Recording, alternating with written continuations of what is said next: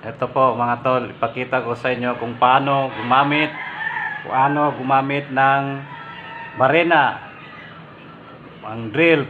May mga iba-ibang klase kasi po yung bala. Mayroon para sa semento, mayroon din para sa kahoy, mayroon din para sa bakal. Ito mga tol.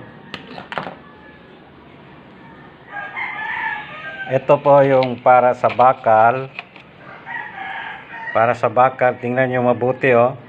Ang size ng kanyang dito sa dulo, flat shape. Ito para sa semento po yan. Flat shape ang para sa semento. Kasi pag gumamit tayo ng para sa kahoy, ito yung para sa kahoy. Tingnan nyo mabuti ha, kasi pag nagamit nyo ito sa semento, masisira yung bala. Ito para sa kahoy po yan. Matalinis yung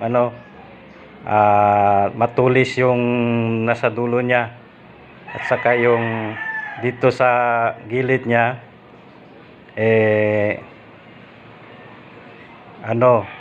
tingnan nyo, talinis yung dulo. Ito para sa bakal, iba naman yung shape para sa bakal oh. Medyo siya, parang yung dulo niya medyo flat, hindi masyadong matalinis yung dulo. Ito yung para sa bakal, ito yung para sa kahoy, at ito yung para sa semento. Para sa semento. Yan, tingnan nyo mabuti oh. Oh. May siya dito sa dulo. Ang para sa semento, parang may anong tawag nito? May kunting flat shape. Yan. Ang para sa kahoy naman, matulis ang dulo. Tulis o may tulis. Ang para sa yung para sa bakal, ito kunting flat shape siya. Yan oh. Flat shape. Kaya masdan nyo mabuti bago nyo ilagay dito, tingnan nyo mabuti para hindi masira yung gamit, hindi masira yung bala. Ang naman, ibang size yan. May maliit, medyo malaki, may maliit, medyo malaki. Lahat yan mayroon oh. May pinakamaliit oh, para sa bakal oh. Parang stick.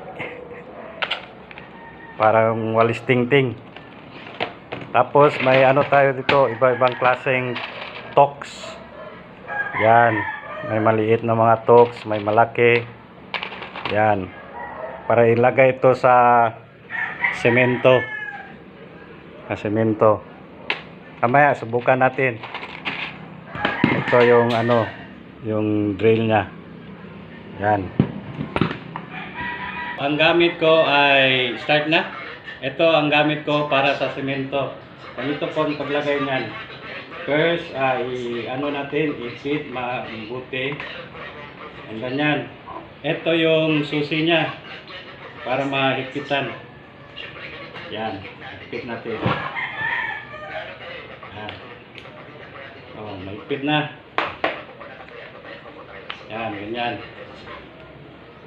Yan po. Tapos. Yan, start na.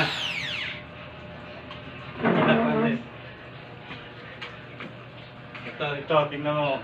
Ito din. Patuol, ayaw i-kuhan, zoom. Yan, ganyan oh.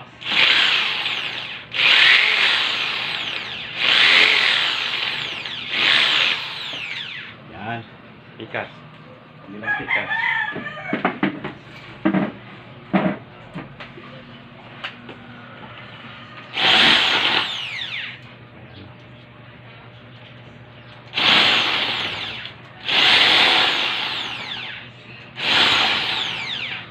Yan.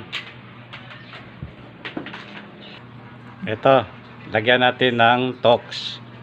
Yan. Para yan sa screw. Dito din, oh. Yan, ganyan. Lagyan ng screw.